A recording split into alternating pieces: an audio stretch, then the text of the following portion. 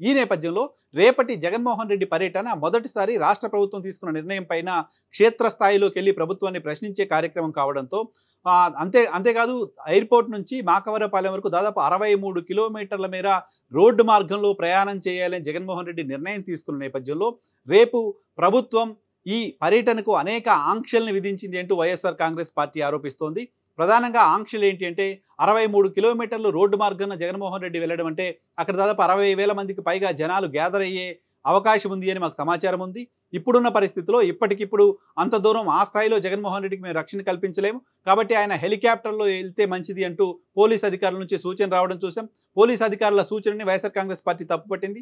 ఉత్తరాంధ్ర ప్రాంతంలో విశాఖ ప్రాంతంలో వర్షాలు పడుతున్నాయి. గడిచిన 3-4 రోజులుగా వర్షాలు పడుతున్న సందర్భంగా జగన్మోహన్ రెడ్డిని హెలికాప్టర్లో వెళ్ళండి అంటూ సూచన చేయడం అంటే ఏదో అనుమానం కలుగుతోంది. జగన్మోహన్ రెడ్డి పర్యటనల పట్ల ప్రభుత్వం మొదటి నుంచి రకరకాల అనుమానాలు క్రియేట్ అయ్యేలా వ్యవహరిస్తూ వస్తుంది. ఆయన అనంతపురం పర్యటన వెళ్ళిన సందర్భంగా అక్కడ హెలిప్యాడ్ వరకు చాలా పెద్ద ఎత్తున జనాల్ని అలో చేయడం, ఆయన హెలికాప్టర్ నుంచి బయటకు వచ్చే పరిస్థితి కూడా లేకుండా ఉండడం, హెలికాప్టర్ డ్యామేజ్ అవ్వడం, తర్వాత దానిపైన విచారణ జరగడం ఇవన్నీ కూడా చూసాం. అంతేకాదు గతంలో ఆయన పర్యటనకి వెళ్ళిన సందర్భంగా హెలికాప్టర్ ల్యాండింగ్ కూడా అనుమతి ఇవ్వబోము అంటూ అనుమతి ఇవ్వకుండా కొన్నిసార్లు ఇబ్బందులు పెట్టిన పరిస్థితి కూడా చూసాం.